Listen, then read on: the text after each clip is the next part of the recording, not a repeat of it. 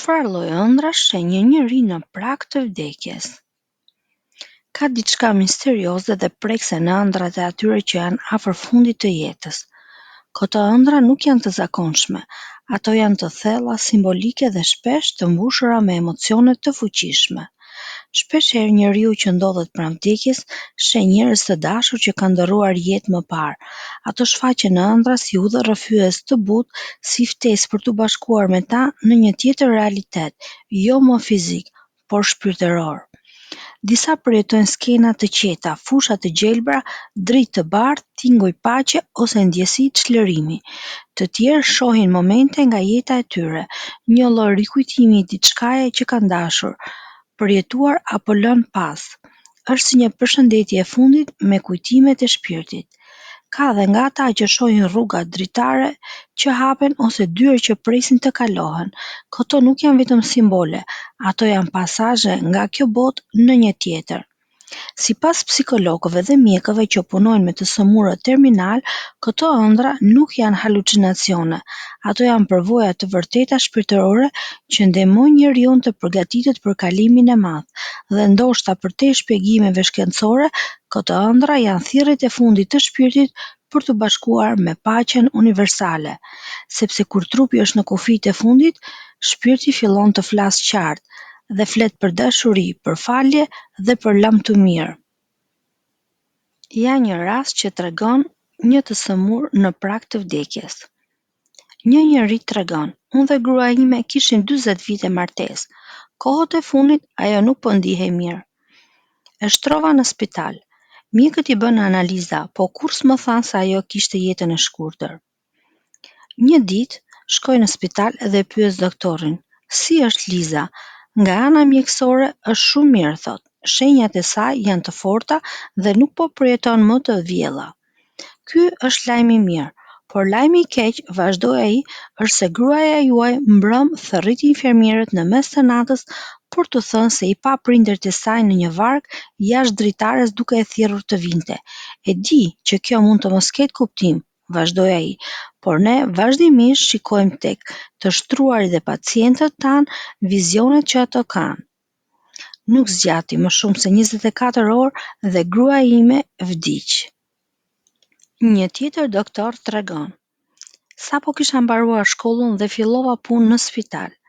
Më erdhi një paciente dhe unë i dhash mjekimet që duhet të merrte infermieres, lëngje dhe antibiotik. Infermierja më thot: "Është e kotë, ajo sheh çdo ditë nënën e saj të vdekur. Kjo tregon që ajo është pranë vdekjes." Isha skeptik, por doli e vërtet. Që nga ajo kohë kam filluar të mendoj se të sëmurët në prag të vdekjes shohin vizione dhe ëndra të çuditshme, ndoshta paralajmërime të së ardhmes. Ja dhe ëndrat më të zakonshme. Takimi me të dashurit që ka ndërruar jetë është një nga ëndrat më të zakonshme dhe më prekse që përjetojnë njerëzit pranë vdekjes. Në këto ëndra, ato shohin prindët, vëllezërit, motrat, fëmijët apo miq që kanë ndërruar jetë më parë. Ato nuk shfaqen me frikë apo trishtim, por me një prani të butë dhe qetësuese, si udhërrëfyes që vinë për t'i pritur, për t'i përshëndetur apo për t'i marrë me vete. Shumë e përshkruajnë këtë takim si një përqafim pa fjalë, ku ndihen të mbrojtur, të dashur dhe të mirëpritur. Disa shpjegojnë se këto shpirtra u thonë se është koha për të ikur dhe mos ke frikë se nuk je vetëm. Kjo lloj ëndre i jep shpirtit ndjesinë se kalimi nga kjo jetë në tjetrën nuk është fundi, por një rikthim tek ata që i kemi dashur dhe na kanë dashur, një ribashkim me rrënjët e shpirtit ton. Këto ëndra janë të fuqishme sepse u japin të sëmurëve paqen që ato nuk e kanë gjetur ndoshta gjatë jetës. Ato janë një kujtim i butë se dashuria nuk vdes, thjesht ndryshon formë. Udhëtim ose përgatitje për një udhëtim. Një tjetër ëndër e zakonshme që shfaqet pak para vdekjes është ajo e një udhëtimi, jo një udhëtim i zakonshëm, por që ndihet i rëndësishëm, i thellë dhe përfundimtar. Njerëzit shpesh shohin veten duke mbledhur gjëra, duke përgatitur çantën ose duke pritur trenin, avionin ose një anije që do t'i çojë diku tjetër. Ndonjëherë shfaqet edhe një person që i udhëzon apo i pret në stacion, duke simbolizuar udhëheqjen drejt një bote tjetër. Kjo lloj ëndre nuk është frikësuese, përkundrazi në shumicën e rasteve përshkruhet si një përvojë e qetë e mbushur me kuriozitet dhe ndjenjën se po shkoj në shtëpi. Simbolika e udhëtimit flet për kalimin nga kjo jetë në tjetrën, një rrugë drejt paqes, përfundimit dhe kuptimit.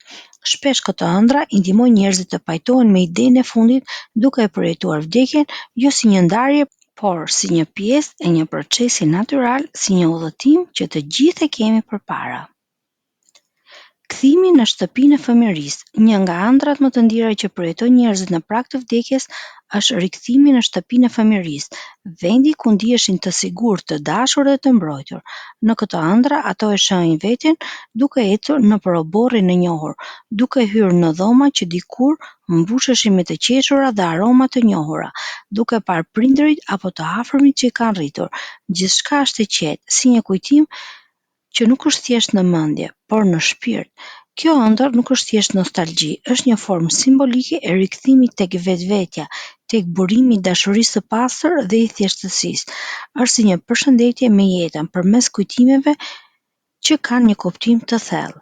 Për shumë njerëz, shtëpia e fëmijërisë përfaqëson parajsën e brendshme, vendin ku gjithçka filloi dhe ku gjithçka duket se përfundon në paqe.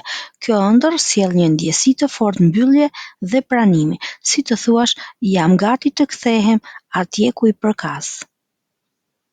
Dritë e ndritshme ose porta. Një tjetër ëndër e thellë ose shumë e zakonshme për njerëzit në momentet e fundit të jetës është pamja e një drite të shndritshme ose kalimi drejt një porte apo dere. Kjo dritë nuk është verbuese apo e frikshme, përkundrazi ajo përjetohet si një dritë e butë e ngrohtë që të tërheq me dashuri dhe qetësi. Njerëzit shpesh e përshkruajnë si një ndjesi shprehëse, mirëkuptimi dhe lehtësimi.